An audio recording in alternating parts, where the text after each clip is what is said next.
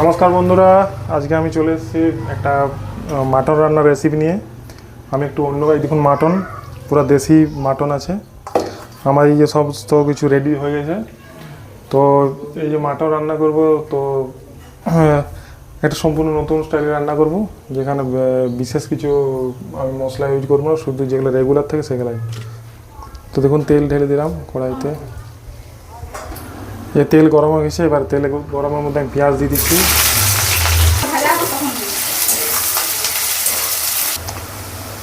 দেখুন বন্ধুরা, পেঁয়াজটা মোটামুটি আমার প্রায় লাল লাল হয়ে গেছে। এবারে কিন্তু আমি অন্য আর কিছু দেবো না, কারণ অনেক লোক এরপরেই পেঁয়াজ আদা রসুন বা অন্যান্য মশলা দেয়। আমি কিন্তু এখন সরাসরি মাটনটা, এই দেখুন মাটনটা পুরোপুরি কিন্তু পেঁয়াজে ঢেলে দেবো এবং কিছুক্ষণ ধরে মানে কষাবো আর কি, নাড়াবো।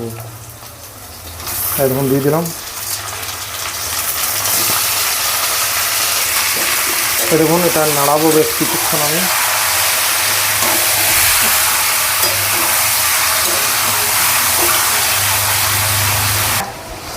দেখুন মাটনটা কিন্তু অনেকটা হয়ে গেছে, লাল লাল একটা ভাব চলে এসছে, অনেকক্ষণ ধরে কষানো হয়েছে। এবারে আমি কিন্তু আস্তে আস্তে এই রসুনটা দেবো। দেখুন রসুনটা দিয়ে দিলাম। রসুন দিয়ে দিলাম। এবার রসুনটা দিয়ে আমি আর একটু কিছুক্ষণ ধরে নাড়াবো।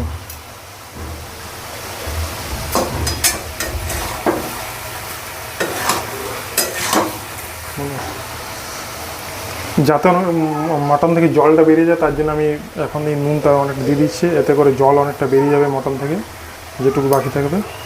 দেখুন যেটুকু নুন ছিল আমি দিয়ে দিলাম। এখন পরবর্তীকালে যদি আর লাগে তো আবার দেবো। আমি নুন আর রসুন দিয়ে মিনিট 5-10 মতো নেড়েছি, মাংসটা আবার কষিয়েছি। এবারে কিন্তু আমি আদাটা দিয়ে দেবো। আদা দিয়ে আবার মিনিট 5 নাড়াবো, যাতে আদাটা ঠিকঠাকভাবে মাংসের সাথে মিশে যায়, সেই জন্য।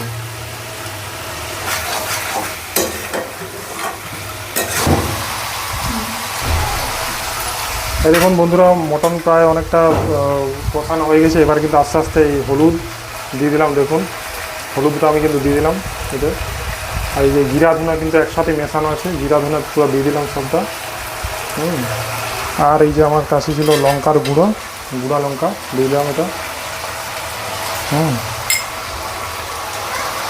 আমি হালকা একটু জল দিয়ে দেবো এটার সাথে। ব্যাস, এবার আমি নাড়াতে থাকবো আবার।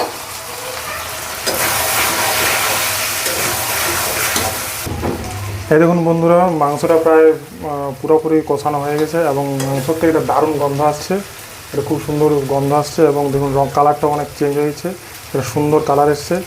এবারে কিন্তু আমি মাংসের মধ্যে পুরোপুরি জল ঢেলে দেবো এবং মোটামুটি যতক্ষণ না এটা ভালোভাবে সেদ্ধ হচ্ছে ততক্ষণ না এটা কিন্তু চলবে। জল ঢেলে দিচ্ছি।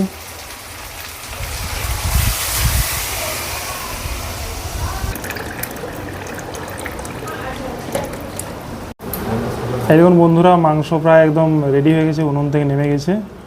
মাংসের কালারটা দেখুন কি সুন্দর হয়েছে, খুব সুন্দর দারুণ গন্ধ বেরোচ্ছে। এবার খেতে বসবো। এই দেখুন বন্ধুরা, আমি খেতে বসে গেছি। এবার রান্না হওয়ার পরে এই যে মটনের ঝোল নিয়েছি, বেশি কিছু করিনি, কারণ মটন হলে আমার আর কিছু তো আমার লাগে না। আর এটা আছে তেঁতুলের চাটনি।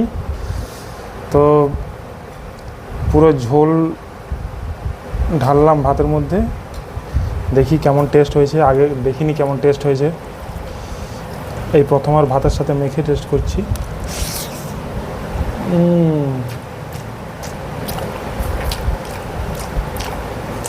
সুপার।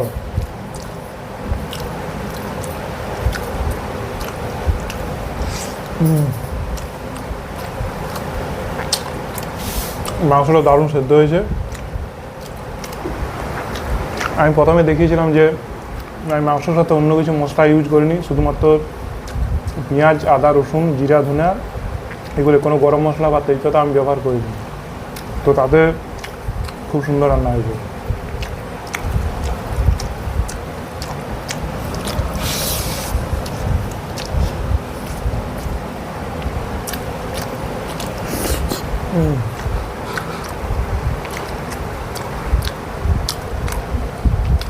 চাটনিটা মারাত্মক লাগবে, কাঁচা লঙ্কার ফ্লেভার আর তেঁতুলের চাটনি।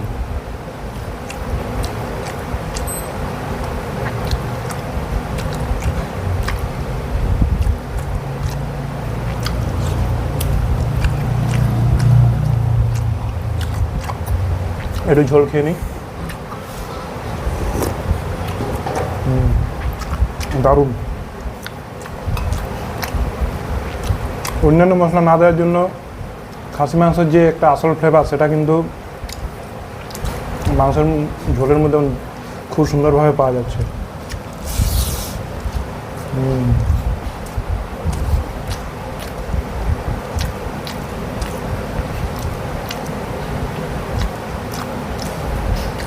দেখুন মাংসটা কি সুন্দর সফট হয়েছে, নরম একদম।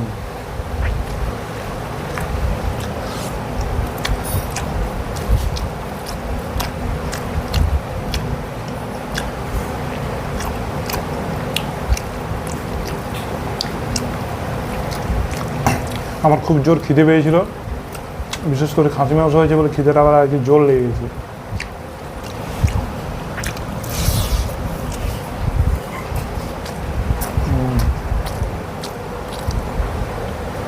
চাটনি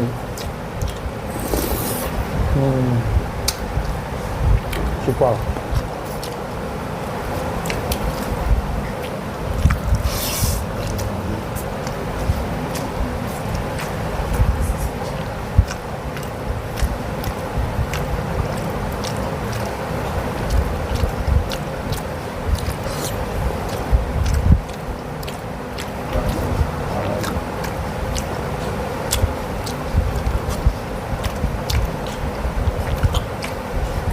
মাংসের ঝোলটা খেতে খুব ভালো লাগছে, আর খাবো।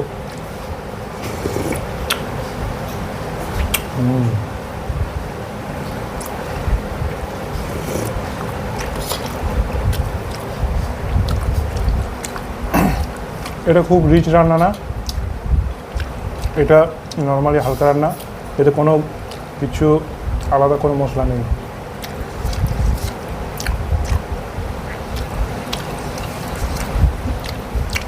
আমার মনে হচ্ছে আরও ভাত নিতে হবে। যাই হোক,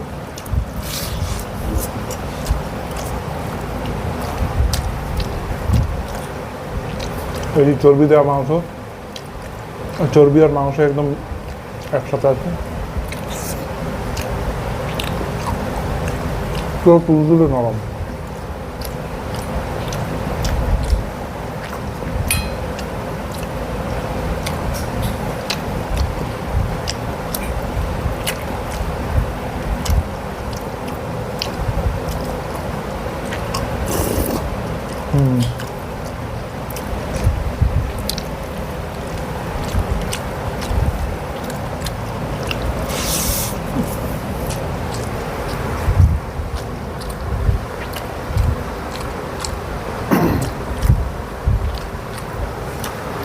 আপনারা এভাবে ট্রাই করবেন বাড়িতে, আমি যেভাবে রান্না করেছি।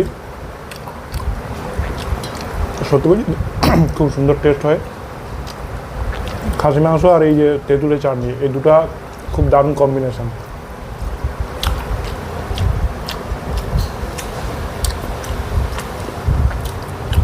এই যে হাড়ের সাথে যে মাংস লেগে থাকে, এটা খুব টেস্টি হয়।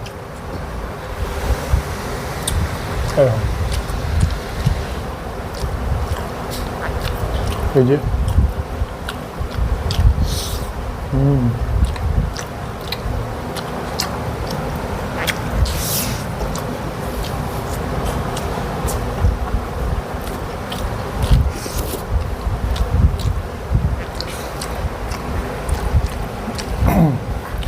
এই যে হাড়ের মাংস, হাড় আর মাংস যে একসাথে থাকলে খুব খেতে ভালো লাগে।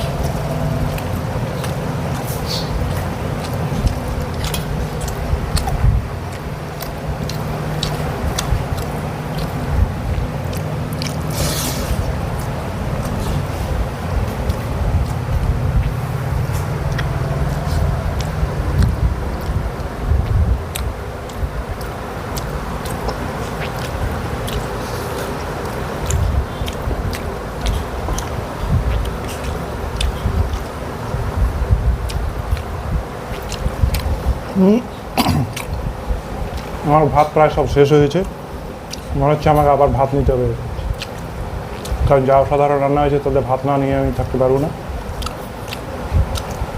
আমাকে আবার ভাত খেতে হবে। যাই হোক বন্ধুরা, দেখা হচ্ছে পরের ভিডিওতে।